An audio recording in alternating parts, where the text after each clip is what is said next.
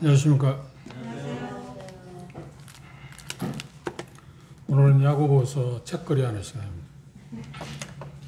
야고보서 5장 끝부분 보겠습니다.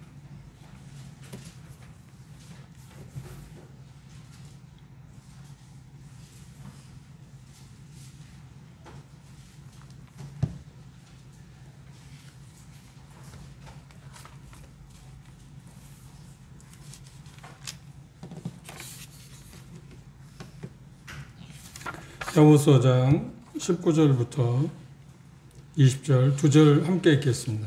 야고보서 5장 19절 20절 말씀 함께 읽도록 하겠습니다. 시작. 내 형제들아 너희 중에 미혹하여 진리를 떠난 자를 누가 돌아서게 하면 너희가 알 것은 죄인을 미혹한 길에서 돌아서게 하는 자가 그 영혼을 사망에서 구원하며 허다한 죄를 덮을 것이니라. 야고보서를 우리는 오랫동안 공부해 왔는데 우리 마지막 시간입니다. 그리고 예고해 드린 것처럼 주님 허락하시면 다음 주부터 데살로니가 전후서를 공부할까 합니다. 데살로니가 전후서를 선택한 이유는 다음 주 우리가 생각하겠지만 오늘날 우리가 살고 있는 세상에서 참 필요한 게 뭘까 생각해 보면 주님의 오심에 대한 그리고 그 문제 때문에 당시도 2000년 전에 데살로니가 지역뿐만 아니라 교회사적으로 지금까지 계속 내려오면서 그 부분에 대해서 많은 오해들이 있고 왜곡된 것 때문에 문제가 있습니다. 그것 때문에 제가 데살로니가 전후서를 공부할 필요성이 있다고 생각했습니다. 우리가 알고 있는 것처럼 자주 제가 말씀을 드린 것처럼 잘못된 진리를 알게 되면 우리의 삶도 잘못된다. 이것은 어쩔 수 없는 이야기입니다. 야고보서 기자도 야고보서를 썼던 기자도 역시 똑같은 이야기를 하고 있습니다. 이 본문에 두 절 나와 있습니다만 우리가 주목해야 할 게 있다고 하면 어떤 것들이냐면 그런 것들입니다. 참된 믿음이 어떤 거냐? 야고보서 안에는 흩어져 있는 12지파의 그 성도들과 섞여 있는 사람들. 그러니까 교회라고 이야기할 수 있지만 흩어진 12지파의 사람들이니까 교회라고 말하기는 하지만 그들 가운데서 아직 확실한 구원의 확신을 갖고 있지 않은 무리들이 있었습니다. 그래서 그들을 향해서 여기 끝부분에 야고보는 강조하게 되는 게 뭐냐면 그들을 이미 구원받았다고 하는 형제자매들이 그들을 구원해야 할 필요성이 있다. 그게 얼마나 소중한 일이냐 하는 것을 일깨우고 있습니다. 마지막 어떤 면에서 당부라고 생각하실 수 있다고 생각합니다. 야고보에 있어서 우리가 공부해 본 것처럼 생각해 본 것처럼 외적으로는 함께 모여 있으니까 외적으로는 거듭난 사람들처럼 보이는데 내적으로는 자기들의 신앙 고백과 달리 잘못된 삶을 살고 있는 사람들이 있었습니다. 그래서 그들을 향해서 야고보는 몇 가지 우리 각 장마다 특이한 사항을 이야기했습니다. 야고보서에서 가장 주목할 사항이 뭐냐면 거듭난 사람들은 정말 구원받은 사람들은 그들의 삶을 통해서 자기의 믿음을 확정할 필요성이 있다. 그리고 검진해봐라. 측정해봐라. 정말 내가 거듭난 사람인가? 그래서 야고보서 1장에 공부한 것처럼 1장에서는 어떤 내용을 통해서 우리에게 표현하고 있냐면 하나님의 말씀 그리고 거룩한 삶을 위한 하나님의 표준에 대한 그 자신의 올바른 어떤 반응 그렇죠? 그것 가운데 빼놓을 수 없는 것이 시련도 있었습니다. 유혹도 있었습니다. 그것들에 대해서 우리가 어떻게 반응을 보이느냐 하는 것을 통해서 자기 자신이 정말 거듭난 사람이냐 아니냐 하는 것을 측정해 볼 수 있다고 1장에서 이야기하고 있고요. 2장에서 공부한 것을 기억해 보십시오. 2장에서는 여러 가지 어떤 그 세상에 속한 것들 가운데 재물에 대해서 어떻게 반응을 보이느냐, 어떻게 관리하고 어떤 태도를 보이느냐 하는 것을 통해서 내가 진정한 믿음을 갖고 있느냐, 갖고 있지 않느냐 하는 것에 대해서 드러낼 수 있다고 이야기합니다. 그리고 야고보 3장에서는 뭐냐면 올바른 그 말, 그렇죠? 언어에 대해서 그래서 표현하고 있는 것처럼 그것에 대해서 표현할 때 어떤 지혜 그리고 세상에 어쨌든 벗이 되고자 하는 그것이 자기 자신의 신앙의 그 진정성을 측정해 볼 수 있다고 하는 이야기를 했고요. 4장에서는 겸손, 하나님의 뜻에 순복할 태도, 하나님의 말씀이라고 하면 순종하고자 하는 그런 태도를 통해서 자기의 구원 여부를 측정해 볼 수 있다. 그리고 마지막 5장에서는 우리가 지난번 계속해서 공부한 것처럼 재물에 대한 올바른 관점, 그리고 진실성, 2장에서 이야기하고 있는 것과 좀 비슷한 내용을 갖고 있습니다. 2장에서는 가장 중요한 세속적인 것을 표현하고 있다고 하면 5장에서는 물질적인 그런 부분에 대해서 강조하고 있습니다. 그런데 이 본문 오늘 읽은 야고보서 5장 19절 20절 두 절의 말씀에서는 이 같은 신앙의 시험에서 우리들이 쉬운 표현을 한다면 통과하지 못한, 그러니까 분명히 거듭난 사람들하고 함께 있기 때문에 나도 거듭난 사람이겠지, 회중 가운데 함께 모이니까 그러긴 하지만 그러지 못한 사람들에 대해서 우리는 어떻게 할 건가? 누구와? 거듭난 사람들. 그들에 대해서 어떻게 할 건가 하는 것에 대해서 이야기하는데 결론은 뭔가요? 복음으로 이끌어라. 그리스도에게로 그 사람들 이끌어야 한다. 회중 가운데 아직도 거듭나지 않은 사람들에 대해서 거듭난 형제자매들이 해야 할 일은 뭐냐면 그들을 정확히 잘 파악해서 알아보고 그리고 검진하고, 물론 그것은 개인적으로 검진을 해야 할 겁니다. 아무리 영적으로 신령하다 할지라도 어떤 사람의 구원의 여부를 측정하는 것은 생각보다 쉬운 일은 아닙니다.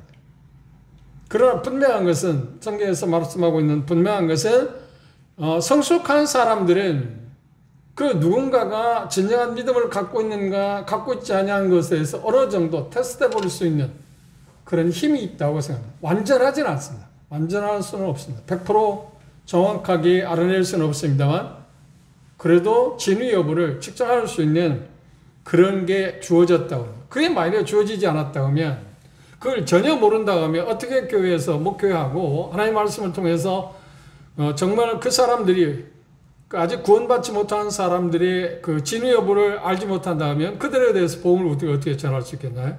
그렇죠?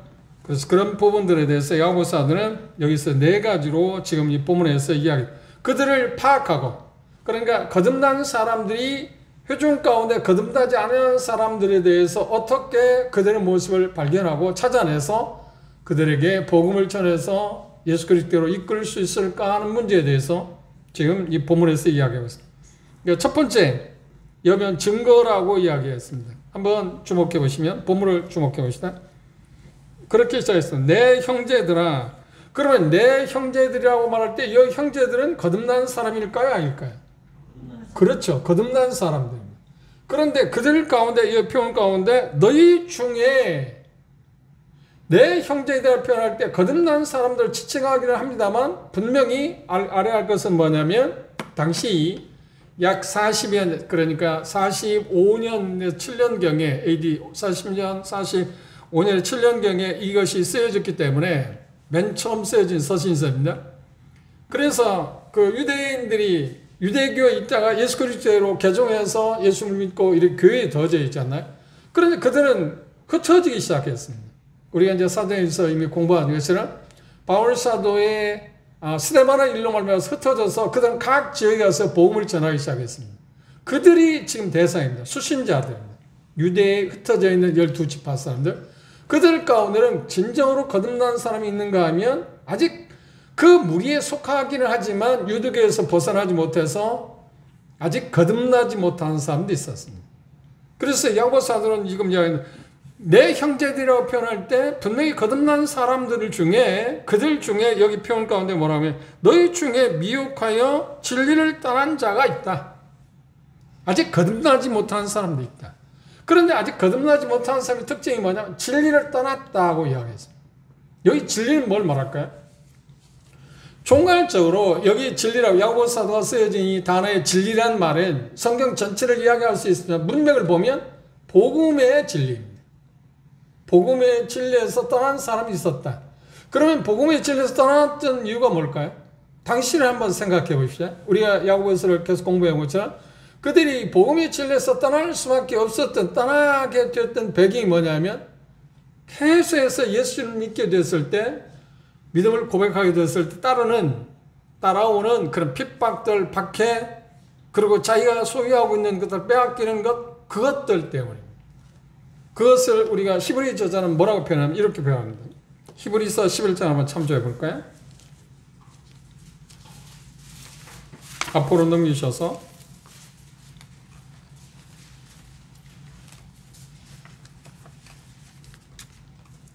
히브리 11장은 우리가 어느 정도 이해하고 있을 줄 압니다만 믿음의 전당에 오른 사람들에 대한 명단이 나와 있습니다. 초반부에는 어떻게 믿음으로 그들이 어떤 삶을 살았는가, 어떻게 그 믿음을 행사했는가에 대해서 이야기하고 있는데, 반해서 후반부에 보면 이렇게 이야기하고 있습니다.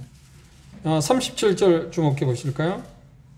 36절부터 보면 도움이 되겠네요. 히브리서 11장 36절은 또 어떤 이들은 희롱과 채찍뿐 아니라 결박과 옥에 갇히는 시험도 받았으며 돌로 치는 것과 톱으로 켜는 것과 시험과 칼에 죽는 것을 당하고 양과 염소의 가죽을 입고 유리하여 궁핍과 환난과 확대를 받았으니 이런 사람은 세상이 감당치 못하더라.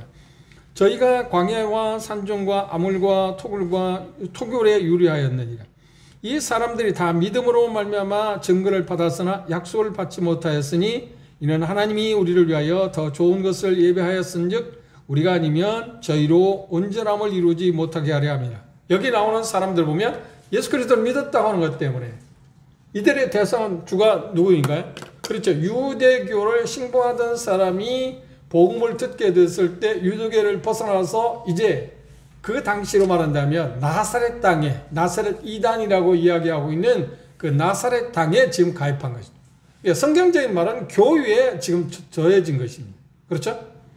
그런데 많은 사람들이 히브리서를 보면 많은 유대인들이 예수 그리스도를 믿는다고 고백하고 돌아왔는데 가시적으로 볼 때 자기들은 성전도 없습니다. 대제사장도 없습니다. 제물도 드리는 게 없습니다. 그런데 참 특이한 게 뭐냐면 성만찬을, 그런 만찬 예배를 드립니다. 그리고 안식일이 아니라 그들은 뭘 지키나요? 지킨다고 봐도 그들이 하는 것은 무엇인가요? 주일을 지킵니다. 주일날. 그들 유대교는 안식일이 중요한 날이지 않나요? 그런데 이렇게 변화된 모습 때문에 그들 갈증이 생겼어요. 그런데 그것은 좀 견딜 만한데 가장 문제가 뭐냐면 예수님을 믿게 됐을 때 그들이 사회적으로, 그러니까 유대 사회에서 겪는 어려움을 감내하기 어렵습니다. 그래서 포기하는 사람이 부지기수였습니다. 그래서 히브리 저자는 히브리 쓴 목적이 어떠냐면 그 유대교에서 그리스도로 돌아왔을 때 그게 얼마나 더 좋은 것인가 하는 것을 알려줄 필요가 있었습니다. 그래서 히브리서에 보면 가장 많이 사용되어진 그 단어가 뭐냐? 더 좋은 것. 더 좋은 것이라고 하는 이야기를 했어요. 그래서 거기에서 표현되고 있는 것은 예수님의 우월성. 예수님의 우월성은 여러 가지로 나와 있습니다. 히브리 저자가 이야기하고 있는 전체적인 면에서 수없이 여러 가지를 언급할 수 있습니다. 그런데 이 당시 상황을 생각해 보십시오. 그리고 사도행전 11장에 나오는 것처럼 스데반의 일로 인해서 흩어졌습니다. 흩어져서 그들이 예수님을 믿고 섬길 때 각 지역마다 그들이 당하는 일은 무엇인가요? 그렇죠. 핍박과 박해를 견뎌내야 했습니다. 거기서 그것을 지켜내는 생각보다 어려운 일입니다. 물론 예수님께서 마태복음 24장에 끝까지 견디는 구원을 얻을 거라 말씀하셨는데 그 말씀은 본문에서 말하는 것은 환난 기간 동안에 자기들이 믿음을 갖고 있다면 끝까지 견딜 수밖에 없다는 것을 이야기했어요. 우리에게 지금 말하는 것은 아닙니다. 우리가 끝까지 견디지 못한다면 구원을 잃어버릴 거라는 말인가요? 아니요. 그렇지는 않습니다. 마태복음 24장의 문맥은 절대 그걸 말하는 게 아닙니다.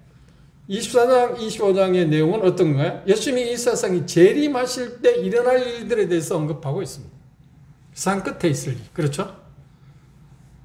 그럼에도 불구하고 똑같은 이야기입니다. 오늘과 똑같은 이야기. 자기가 믿음을 갖고 있다고 하면 어떤 어려움이 있어도 그걸 견뎌낼 수 있게 된다는 겁니다. 견뎌내기 때문에 구원을 받는다는 말이 아니라 견뎌내기 때문에 그들이 믿음이 견고하다 하는 보증한다는 말이 아니라 믿음을 갖고 있으면 견뎌낼 수 있다는 말입니다. 그 차이점을 여러분들이 이해하실 겁니다. 끝까지 견뎌내야만 구원을 받는다는 말하고 구원을 받았기 때문에 견딜 수 있다는 말은 전혀 다릅니다. 질적으로 다른 말입니다. 지난 시간에도 그 비슷한 이야기를 했습니다. 학교 다니기 전에 아무리 그 학교에 맞는 어떤 것을 한다고 해도 그 학교 학생은 아닙니다. 그럼에도 불구하고 그와 아울러서 바꿔서 말하면 내가 어느 학교에 입학을 했기 때문에 행동하는 거하고 전혀 다른 것입니다. 그 학교에 들어가기 위해서 행동하는 거하고 학교에 이미 들어갔기 때문에 학생이기 때문에 행동하는 건 전혀 다른 것이잖아요. 질이 다른 거예요. 여기도 마찬가지입니다. 유대는 그런 시련을 겪기 때문에 그들의 믿음을 지킨다고 해서 생각보다 어려웠어요. 예수를 믿는 게 좋긴 한데 결국 자기 주변에 일어나는 여러 가지 어려움 때문에 그들 가운데 어떻게 했다? 이 본문에서 얘기하는 것은 복음의 진리에서 떠난 사람들이 생각보다 많았다는 거예요. 누가? 너희 중에.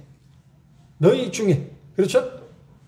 히브리 흩어져 있는 12지파들 형제 자매들이 그 모임 중에 복음의 진리에서 떠난 사람이 있었다는 거예요. 그들에 대해서 어떻게 할 건가 하는 이야기를 지금 본문에 하고 있어요. 뭘 하라고요? 그들에게 복음을 전해서 그리스도께로 인도해요. 그게 야고보가 지금 이 서신을 통해서 이야기하고자 하는 마지막 당부의 말씀입니다. 미혹하여 떠났다. 영적에서 떠났다고 하는 이야기를 했습니다. 그런데 여기 표현하는 미혹되어서 떠났다고 하는 말은 뭐냐면 그 말은 문자적인 의미는 뭐냐? 방황하게 됐다. 길을 잃어버렸다. 하는 뜻입니다. 그런데 베드로전서에서 우리가 잘 알고 있는 2장 25절에서 우리도 전날에는 어떤 사람이 있다고요? 길을 잃은 사람이었어요. 베드로전서 2장을 보십시오.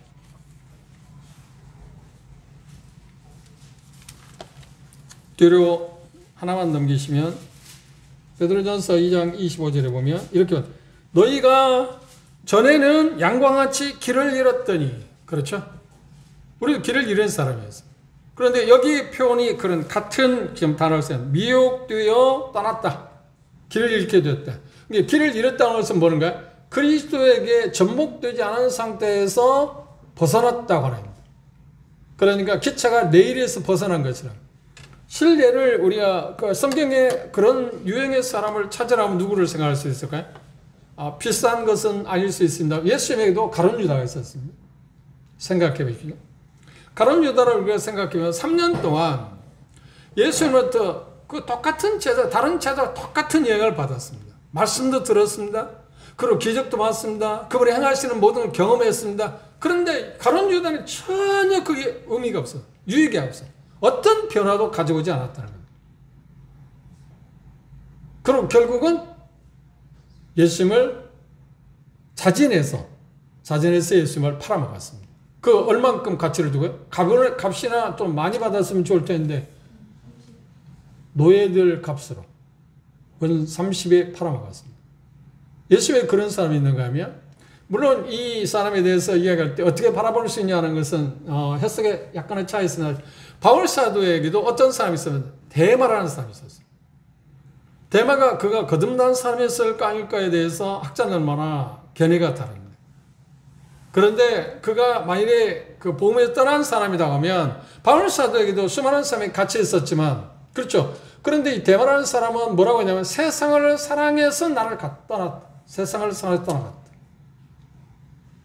그러면 그 말씀에서 볼 때 데마라는 사람이 거듭난 사람이었을까 아닐까 하는 문제에 대해서 우리가 어떤 하나의 지침을 힌트를 얻을 수 있는 게 있다면 요한일서에 보면 그 당시 영주주의의 어떤 싹이 트고 있었는데 그들이 우리에게서 나갔다고 이야기했어요.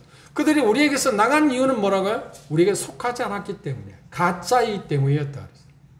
떠나갔다고 하는 말인 어떤 말을 이야기하냐면 그가 자기 신분이 내가 가짜였다는 것을 증명하고 있다는 말입니다.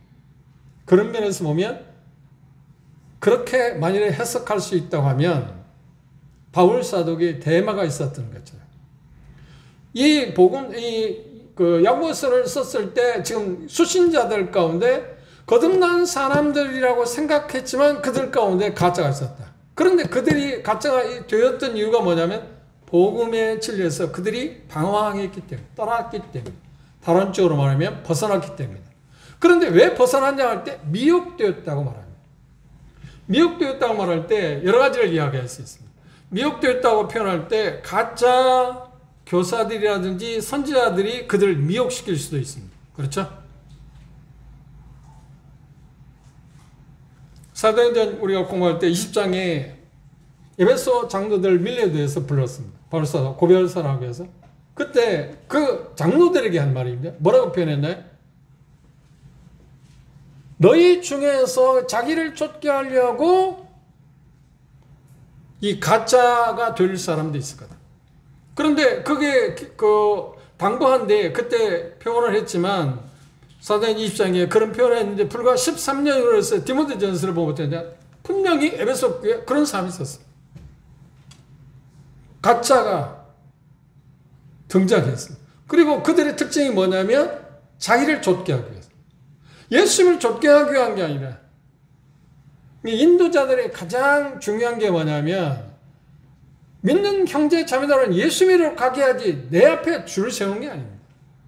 이게 사람들이기 때문에 자기 사람을 만들려고 하는 그 경향이 인도자들의 그 가장 큰 욕심 가운데 하나 있어요. 그걸 타파하는 게 생각보다 쉽지는 않습니다. 그걸 순수성이라고 합니다. 처음 믿을 때 누가 그런 마음 갖겠어요? 순수하지 않나요? 그런데 시간의 흐름에 따라서 자기 사람을 만들고자 해요. 이건 비극입니다. 그런가 하면 또 미혹할 때 그런 사람들에서 미혹을 당할 수도 있지만 그렇죠? 그런데 또 하나는 미혹당할 때 무엇에 대해서 미혹당했냐? 이 분위기를 보면 배경을 보면 세상적인 그런 어떤 애정들, 세상에 대한 어떤 끊을 수 없는 것들, 그런 것들에 미혹됐다고 이야기했어요. 그 말은 무슨 말이냐면 마태복음 13장 씨 뿌리는 비유에서 돌밭에 뿌려진 씨에 대해서 언급했습니다. 그리고 가시밭에 뿌려진 씨에 대해서 이야기했습니다. 특별히 가시밭에 뿌려진 씨에 대해서 말하는 세상의 재리의 유혹. 그것이 그들로 하여금 어떻게 했다고요? 복음에서 멀어지게 했어요. 미혹당했다. 무엇에 미혹당했다. 그러니까 가짜 거짓 교사들에서 미혹당할 수 있지만 세상적인 2장에서 표현하는데 세속적인 마음 때문에 미혹당할 수 있다는 거예요. 그렇죠? 이게 두 가지를 우리가 생각할 수 있어요. 그러면 여기 소시에서 나오는 지금 가짜들의 특성은 뭔가요? 복음에서 지금 떠나갔는데 떠나간 이유를 표현 가운데 뭐라고 하냐면 미혹당했다고 그랬어요. 그럼 진정 거듭난 사람 미혹당할 수 있을까요? 없을까요? 없다고 생각하십니까? 미혹당할 수 있을 겁니다. 그런데 분명한 것은 뭐냐? 진정 거듭난 사람 미혹당했을지라도 어떻게 다시 돌아오게 돼 있어요. 시간적인 차이는 좀 있을지 모르지만 반드시 돌아오게 돼 있어요. 그냥 흘러 떠나가지는 않습니다. 히브리서는 침륜에 빠질 자가 아니라고 말했지 않나요? 우리는 절대 침륜에 빠질 사람이 아닙니다. 그걸 우리는 기억하는 게 좋을 겁니다. 그렇다고 해서 나는 거듭났으니까 어떻게 살아든 나는 상관없다. 그거하고는 전혀 다른 것입니다. 두 번째, 여기 표현 가운데서 뭐라고 하냐면 이렇게 표현했습니다. 다시 본문으로 돌아보시면 진리에서 떠난 자를 누가 돌아서게 하면 너희가 할 것은 죄인을 미혹한 게 있어요. 죄인이라는 말이 나와 있습니다. 그러면 죄인이라고 말할 때 거듭난 사람이겠습니까? 거듭나지 않은 사람들이겠습니까? 지금 미혹당한 사람들에 대해서입니다. 그러니까 복음에서 떠난 사람들에 대해서 말할 때 죄인이라고 이야기했어요. 그런데 이 부분에서 우리가 주목할 게 하나 있습니다. 오해하지 마십시오. 우리 스스로 그렇게 오해하면 안 됩니다. 우리가 거듭나게 되면 예수 그리스도 믿게 되면 의인입니까?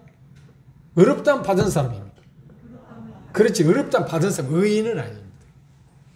그러면 구원 받았으니까 우리는 죄인입니까? 죄인은 아닙니까?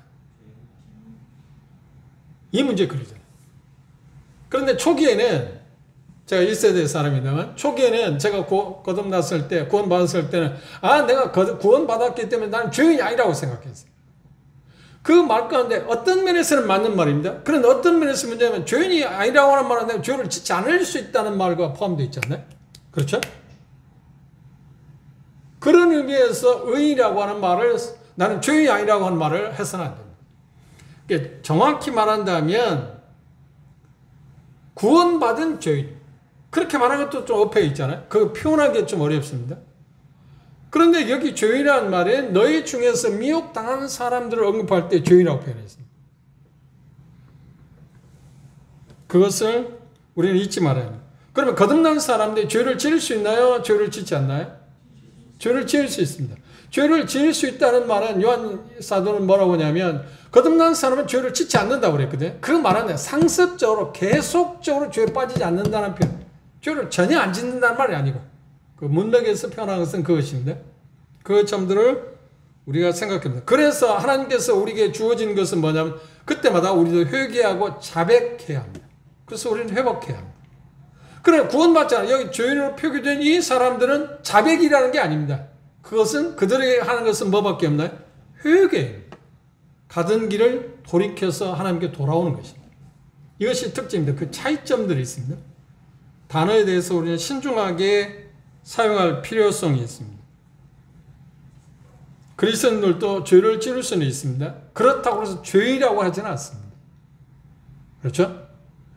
다시 좀 말씀을 드리면 제가 초기에 구원받았을 때는 하나님에 나갔을 때 이 죄인 그래 구원받기 전에 내가 상습적으로 종교생활을 했으니까 상습적으로 붙은 말은 이 죄인 그게 입에 붙었잖아요. 근데 거듭나고 나서는 이 죄라는 말은 제가 하나님 앞에 사용하지는 않았어요. 그렇다고 하나님 앞에 내가 의인이라는 표현을 한 게 아니고 여전히 하나님의 은혜 가운데서 내 죄사함 받은 사람이지. 그렇죠? 그래서 범죄했을 때마다 그걸 깨달을 때마다 나는 자백하기 시작했습니다. 그걸 다른 표현에서 회개한다고 하는 표현을 쓸 수도 있습니다. 돌이킨다고 하는 말이니까 마음으로부터 돌아선다. 그런데 우리 한 가지 알 건 마음으로 돌아서는 것이 전부인가? 그렇지 않습니다. 성경에서 말하는 회개라고 하는 말은 뭐냐면 잘못된 데서 돌아서서 옳은 대로 향해서 가는 것까지가 회개입니다. 정확히 말하면 회개입니다. 회개에 대한 정확한 정의를 우리는 어떤 비유를 통해서 알 수 있냐면 누가복음 15장에는 탕자의 비유라고 이렇게 제가 생각할 때는 그 탕자의 비유가 아니라 어떤 면에서 보면 마다들의 비유입니다. 그러니까 그것을 어떻게 표현하냐면 집 안에 있는 탕자하고 집 나간 탕자의 비유라고 표현하는 게 가장 좋을 것입니다. 그렇죠? 그런데 그 비유에서 예수님이 주목의 대상은 집을 나간 그 탕자, 둘째 아들의 문제가 아니라 집 안에 있는 탕자가 더 문제있잖아요. 집 안에 있는 탕자는 회복할 가능성이 없어요. 그런데 그 마다들에 대해서 표현할 때 여러 가지 표현할 수 있습니다만 회개에 대한 분명한 정의는 뭐냐면 둘째 아들, 그러니까 탕자를 일컬어진 그 아들이 집을 나갔다가 스스로 돌이켜. 뭐 때문에 돌이켰나요? 그렇죠. 흉년이라는 것 때문에. 환경적인 것 때문에 하나님께 돌아서야 아버지께로 가야겠다 생각했어요. 스스로 돌이킨다는 말은 제가 설명한 것처럼 자기 자신에게 돌아왔다는 거예요. 자기를 보게 됐다. 그렇죠? 그때 우리는 어떻게 해요? 아버지를 생각했어요. 그러면 그게 회개했나요? 회개 과정 가운데 있나요? 그래, 과정 가운데. 그러면 회개가 언제 이루어졌나요? 아버지에 가서 아버지가 입 맞추고 아버지에게 주는 선물들을 받게 됐어요. 그때 회개가 이루어집니다. 또 마태복음 22장에서 회개의 정의에 대해서 두 아들의 비유, 똑같은 이야기입니다. 비슷한 이야기입니다. 큰 아들에게 너 오늘 포도마루에 가서 일하라고 하니까 큰 아들이 뭐라고 했습니까? 그렇죠. 가겠다고 가지 않았다. 또 어떤 번역은 큰 아들과 둘째 아들 바꿨어요. 여기서. 근데 우리가 가지고 있는 개혁성이나 개정판은 다 둘째 아들에 대해서 둘째 아들에게 너 가서 일하라고 자기도 안 가겠다고 그랬습니다. 그런데 돌이키고 갔다. 그럼 회개는 뭔가요? 그렇죠. 잘못된 것을 깨우치고 돌아가서 일하고 포도마루에서 일하는 거죠. 그러니까 내가 돌아가야지 하는 것은 과정에 있지 아직 회개한 건 아니잖아요. 그렇죠? 정확한 것은 돌아서서 어느 점에 어느 하나님이 원하는 그 지점까지 가게 되었을 때 그게 회개의 완성입니다. 이 죄인들이 해야 할 일은 뭐냐면 회개하는 것입니다. 그래서 히브리서 20장에 바울사도는 에베소에서 자기가 복음을 전한 것에 대해서 이야기할 때 두 가지의 핵심을 이야기했는데 하나님께 대한 회개와 예수 그리스도에 대한 믿음을 나는 말했다. 이게 가장 중요한 자기가 전한 복음의 핵심이라고 언급을 했던 것을 여러분들 기억하실 것입니다. 그리고 이 말씀을 보면 어떤 위험사항에 대해서입니다. 그 영혼이 사망에 있기 때문에 지금 문제가 그렇죠. 여기 말씀을 다시 보십시오. 너희가 할 것은 죄인을 미혹한 길에서 돌아서게 하는 자는 그 영혼을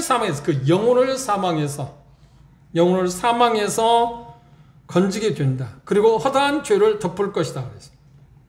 불신자, 여기 표현하고 있는 것처럼 야고보가 사용한 그 죄라고 하는 그 표현은 불신자 앞에는 무서운 것이 기다리고 있다. 그렇죠? 지금 너희 중에 좀 미혹된 그 복음에서 떠난 사람들에 대해서 이야기하고 있습니다. 그런데 실상은 여기에서 표현한 것은 그 대상이 누구냐면 수신자가 뭐냐? 이 말씀에서 수신자는 복음에서 떠난 죄인들에 대해서 지금 이야기하고 있습니까? 자기들 중에 그들 중에 너희 중에서 떠난 미혹당한 사람들에서 이야기합니까? 아직 미혹당하지 않은 실질적으로 믿음을 갖고 있는 사람들이 주입니까? 그렇지. 미혹당하지 않은 사람들이죠. 그들이 미혹당한 사람들을 복음을 전해서 예수께로 돌아오게 하기 위한 역할을 하라고 지금 이야기하고 있습니다. 그래서 지금 내가 거듭났다고 하면 우리 주변에 거듭나지 않은 사람들에 대해서 어떤 것을 알아야 한다고요? 그들이 믿지 않음으로 말하면 멸망당할 거라는 인식이 우리 분명히 갖고 있어요. 그 마음을 가져야만, 그래 이제 구령의 열정은 거기서 시작하는 거 아닌가요? 저 사람 믿지 않으면 멸망한다 하는 그런 확실한 것을 우리가 소유하게 된다면 그들을 주님께로 인도하는 일에 대해서 우리는 어떻게 할까요? 어떤 열정을 표현할 것입니다. 그리고 우리의 소유하고 있는 그 어떤 것들을 지불해서라도 그들이 주변에 있는 믿지 않은 사람들이 주님께 돌아오게 할 것입니다. 그런데 여기 지금 본문에서 이야기하고 있는 것은 회중 사람들이 아니라 회중에 들어와 있는 사람들입니다. 그렇죠? 그들 중에 거듭나지 않은 사람들입니다. 지금. 그러기 위해서는 분명한 것은 뭔가요? 그들이 우리 중에 누가 거듭나지 않은 사람, 가짜인가 하는 것을 우리는 알아야 하잖아요. 그런데 우리가 지금 제가 모두에서 말씀드린 것처럼 각 장마다 거듭난 사람이냐 거듭나지 않은 사람을 스스로 생각해봐라. 내가 정말 진정한 믿음을 갖고 있는가? 그걸 생각해봐라. 그리고 그것을 던져줬을 때 회중 가운데 내가 어떤 경우를 그렇게 합니까? 내가 말씀을 들어보니까 나는 정말 거듭났다고 생각했는데 거듭나지 않을 것 같습니다. 나를 도와주십시오. 그런 사람도 있을 거고요. 아니면 어떤 사람들은 그러기 어려우니까 그냥 거듭난 사람들처럼 마치 마태복음 13장에는 알곡과 가라지 비유에서 나오는 것처럼 가라지 역할인데 자기도 알곡처럼 거기에 담겨 있는 사람처럼. 교회사에서 가장 비극적인 일이 뭔지 아십니까? 이 알곡 가운데 가라지가 계속 있다고 하는 거예요. 이건 어쩔 수 없는 일. 그런데 중요한 것은 뭘까요? 알곡들이 해야 할 일은 뭐냐면 우리 가운데 잘못된 사람들을 찾아내서 그들을 주님께로 돌아오게 하는 것입니다. 나와 같이 알곡이 되게 하는 것이 지금 야고보가 지금 이야기하는 내용입니다. 그렇죠? 이게 대단히 중요합니다. 그래서 여기 표현 가운데서 뭐냐면 이렇게 표현했습니다. 본문을 다시 보시면 너희 중에 미혹하여 진리를 떠난 자를 누가 돌아서게 하면, 여기 누가 돌아서게 한다고 할 때 그 누가는 누구를 말하는가요? 그렇죠. 형제들. 진정으로 거듭난 사람. 그들이 돌아서게 할 수 있잖아. 그들이 도울 수 있잖아. 그들이 도울 수 있어. 그들이 돕지 않는다고 하면 거듭난 사람들이 우리의 책임이 그래서 거듭난 사람이 그들을 돕지 않는다고 하면 어떤 거예요? 그들은 멸망할 거라는 생각을 갖게 되면 우리는 그들에서 시민을 기울게 하니까. 그래서 스벌존은 이렇게 기도했다. 하나님께서 믿지 않는 사람 멸망이 얼마나 두려운 것이고 무서운 것인가를 나로 하여금 항상 수시로 보게 해달라고. 그러면 나는 그들에게 복음을 전할 수밖에 없을 거라. 한번 이 지점에서 우리 마음을 한번 돌이켜 보십시오. 점검해 보십시오. 여러분 주변에 있는 사람 구원받지 않은 사람 멸망할 것을 아시잖아요. 그걸 믿잖아요. 그들이 당할 고통에 대해서 우리 마음 가운데 얼마큼 느끼고 있나요? 우리는 세상에 여러 가지 일로 말미암아서 그 고통에 대해서 그렇게 크게 생각지 않습니다. 이게 우리가 갖고 있는 병 중의 병입니다. 그래서 우리는 침묵하지 않나요? 복음에 대해서 말하는 것에 대해서 우리는 주저하지 않나요? 이유가 뭔가요? 그들이 당할 심판, 그들이 당할 멸망, 그들이 미래에 당할 그 분깃, 그것들을 우리가 충분히 그 고통을 우리가 바라보지 못하겠다. 여러분 경험 가운데 그 경험을 정도의 차례 있을지 다 갖고 있을 겁니다. 여러분들 구원 받자마자 여러분이 구원받지 않은 친족들, 아버지가 됐든 부모가 됐든 자식이 됐든 간에 친구가 됐든 간에 그들에 대해서 우리는 어떻게 했나요? 물론 긍정적으로 내가 너무 좋기 때문에, 예수 믿고는 너무 좋기 때문에 복음을 전하게 됐지만, 그것보다는 어느 쪽이 더 부정적으로, 믿지 않을 때 멸망받을 것이 두려웠기 때문에, 그거 내 눈에 보이기 때문에 그들에게 우리는 여러 가지 방법을 통해서 별별 순환과 핍박을 받으면서도 예수님에 대해서 말하지 않았나? 근데 그 마음이 왜 우리에게는 지금 식어졌나요? 이건 간단하지 않나요? 그들이 멸망받을 그 고통에 대해서 우리가 눈 감고 있기 때문에, 그들이 고통받을 것에 대한 그 고통의 정도의 차에 대해서 우리는 그렇게 심각하게 받아들이지 않기 때문에, 보지 못하기 때문에 그렇습니다. 그럼 우리가 할 일은 뭔가요? 그 마음을 달라고 그래요. 그들이 멸망받을 때 고통을 생각해. 그걸 보게 해달라고. 그렇죠? 우리가 천국 가서 아버지 집에 누릴 그 영광을 보게 하는 것은 소망이라 한다면, 믿지 않는 내 주변에 있는 사람들이 멸망받을 것에 대한 그 고통에 대해서 나로 하여금 좀 보게 해달라고. 원색적인 말입니다만 지옥의 불의 고통, 그렇죠? 그걸 나로 하여금 수시로 보게 해달라고.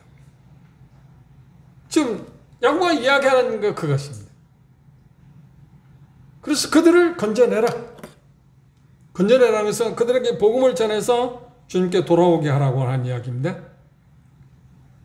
그 다음 세 번째 얘기 편 가운데 수단에 대해서 얘기했습니다. 누가 여기 보면 너희 하는 자라고는 대명사를 썼습니다. 본문에 보시면 세 개의 대명사는 뭐를 이야기한가요? 하나님께서 주인들을 이끄심에 있어서 누구를 하나님께서 사용하실 수 있는가? 예? 그걸 지금 이야기해요. 누구를 쓰시는가?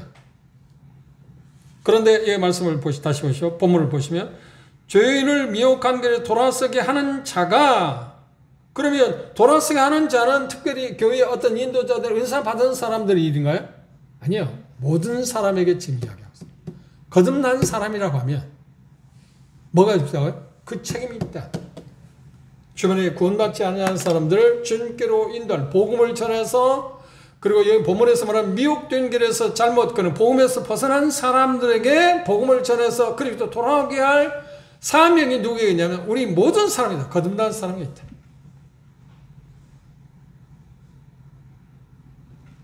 이 책임을 우리가 무시해서는 안 됩니다. 그런 이 말씀을 의인들, 지금 세상에 있는 사람들에 대한 이야기를 합니다. 그들은 틀림없이 포함되겠죠. 그런데 회중 가운데, 우리 회중 가운데 지금 거듭나지 않은 사람들에 대한, 그들에 대해서 잘 알아내서 복음에서 어떤 이유가 됐든 간에 지금 정확한, 정직한 그런 믿음을 수용하고 있는 사람을 어떻게 도울 수 있을까 하는 것에 대해 이야기. 그렇죠? 이게 지금 우리 가운데서도 중요한 일이에요.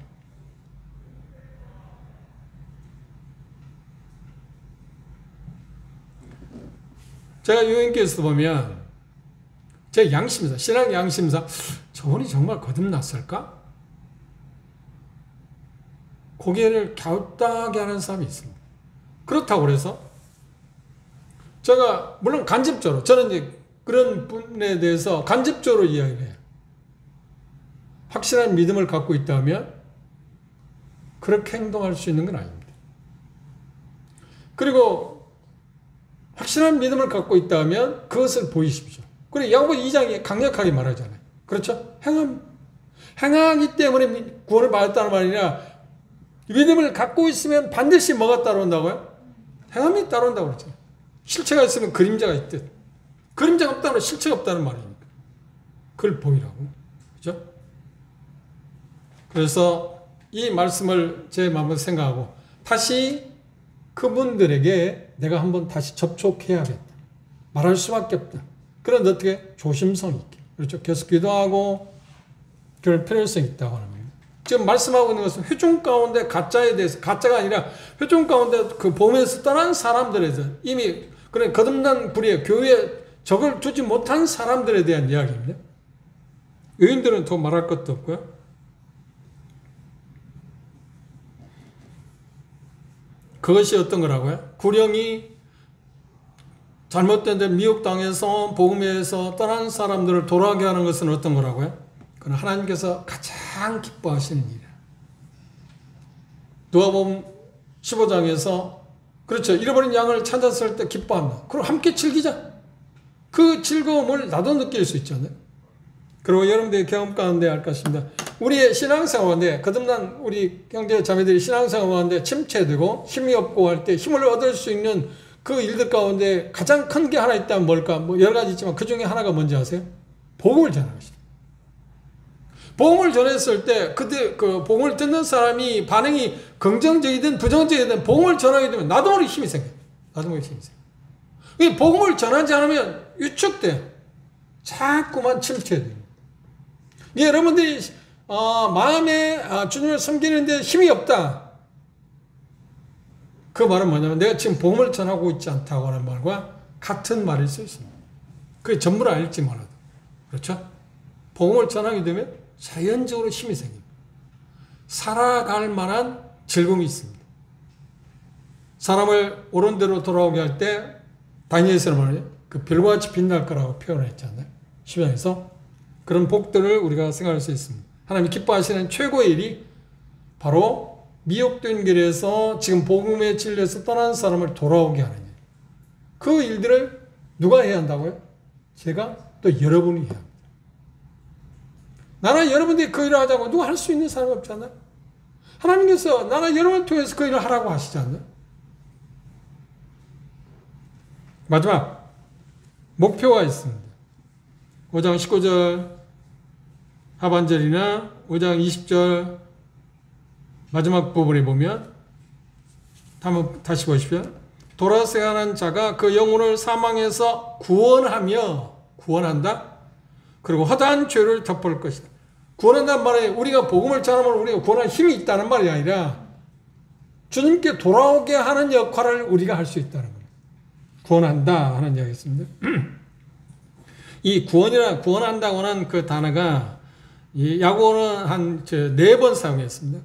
1장 21절에나 2장 14절에나 4장 12절 그리고 5장 15절에서 썼는데 5장 15절에서는 어떤 자신의 문제로 말미암아서 씨름하고 있는 연약한 그리스도인들이 회복되는 문제에서 이야기할 때 구원이라는 말을 썼고요. 나머지 3번은 뭐냐면 모두 다 같은 표현입니다.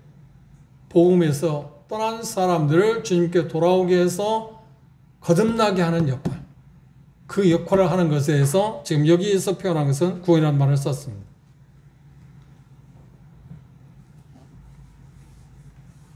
그러면 그렇게 하게 됐을 때 어떤 결과를 그들이 갖게 될 거라고요? 우리가 복음에 떠난 사람들을 복음을 전해서 그리스도에 돌아오게 했을 때 그들이 구원받게 될 것이고 또 하나는 어떤 복을 받게 될 거라고요? 여기 표현한데 허다한 죄를 덮게 될 거다. 그 말은 바꿔 말하면 뭐예요? 죄의 용서를 받게 될 거다. 누가? 복음을 전한 우리가 아니라 그들이 주님께 돌아오게 될 때 죄의 사함을 받게 될 거라고 하는 겁니다. 복음의 결과가 그거 아닌가요? 그렇죠? 이보다 아름다운 일을 우리가 해야 하지 않나요? 그렇죠? 결론적으로 지금 야고보는 이 야고보서를 통해서 우리에게 정말 수신자들에게 그게 우리에게 이제 적용되는 문제. 수신자들에게 네가 정말 거듭난 사람이 아닌가를 이렇게 체크해봐라. 거듭난 사람은 이런 사람들이다. 반대로 거듭나지 않은 사람은 이런 사람들이다. 그걸 1장부터 5장까지 계속 이야기했어요. 그리고 마지막 이제 결론적인 부분에서 뭐냐면 너희 중에서 아직 거듭나지 않은 사람들, 회중 가운데 거듭나지 않은 사람인데 그들을 어떻게 할 거냐? 방치할 거냐? 아니다. 거듭난 너희들이 그들을 구원해내라. 주님께 인도해라. 그들을 어떤 이유로 인해서 복음에서 떠나갔는지 모르지만 그리스도에게 등지고 있는지 모르지만 아주 배척한 상태는 아닐까? 배교한 상태는 아닐까? 돌아올 수 있는 길이 있으니까 회개하도록 도와서 복음을 전해서 주님께 돌아오게 해라.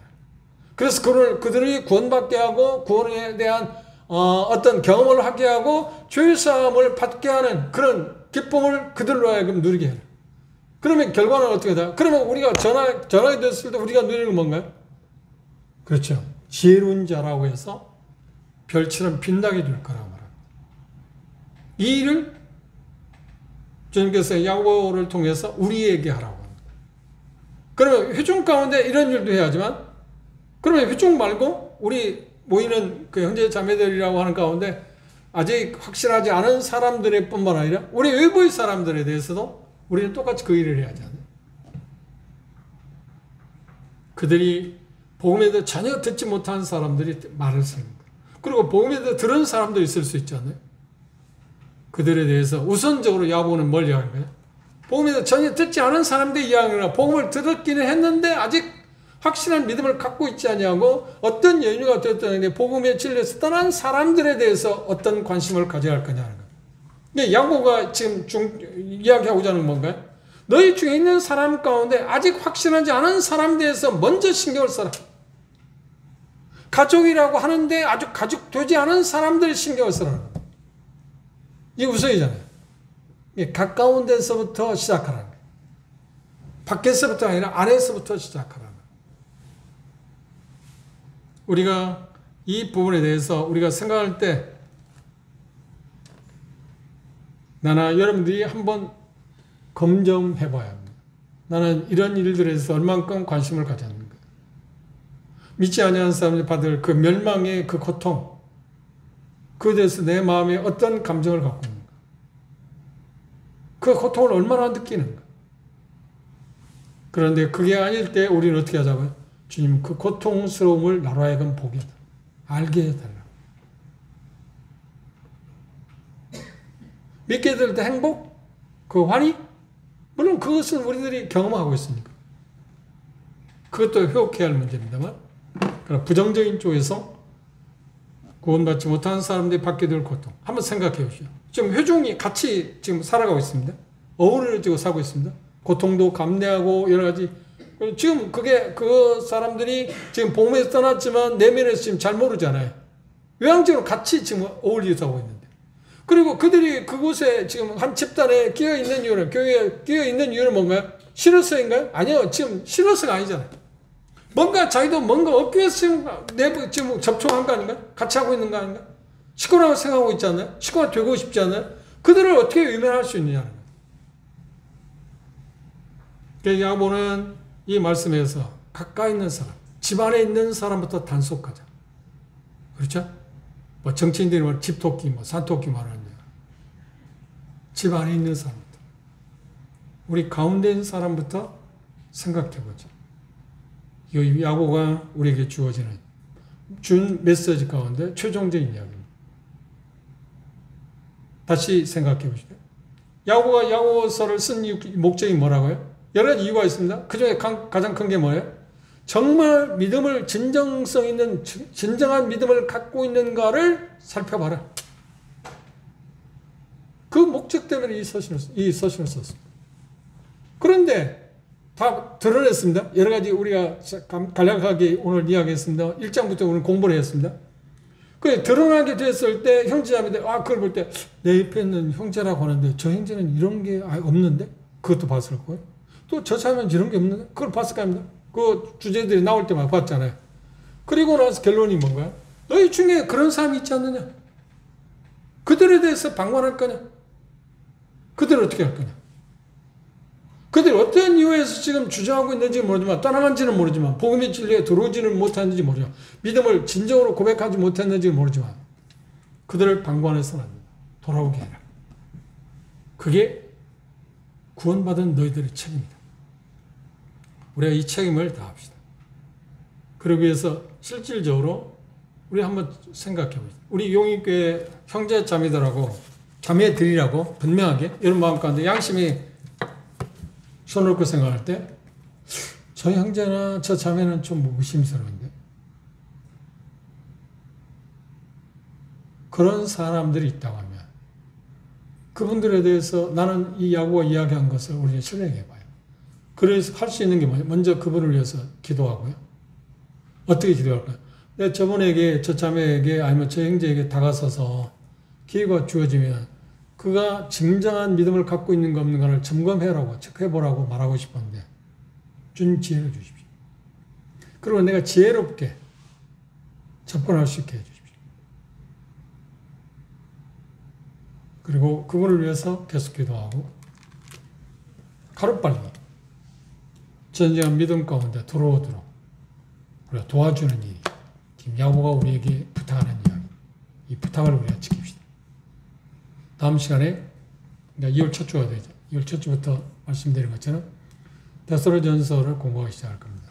다음 오실 때 여러분들은 사도행전 17장 1절에서 10절까지 읽어보십시오. 그게 데살로니 지역에서 복음을 전하게 된 배경인데, 그리고 데살로니가전서 1장에서 10절까지 1장입니다. 거기를 다 다루지는 못 겁니다.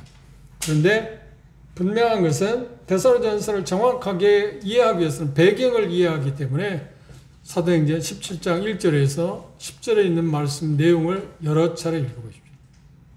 그리고 그것을 정확하게 해석하기 위해서는 데살로니가전서를 정확하게 해석하기 위해서는 그 당시 복음을 데살로니 지역에 가서 복음을 전해서 어떤 환경, 어떤 일이 일어났는 것을 정확히 알기 전에는 데살로니가전서 해석하는 데 어려움이 있습니다.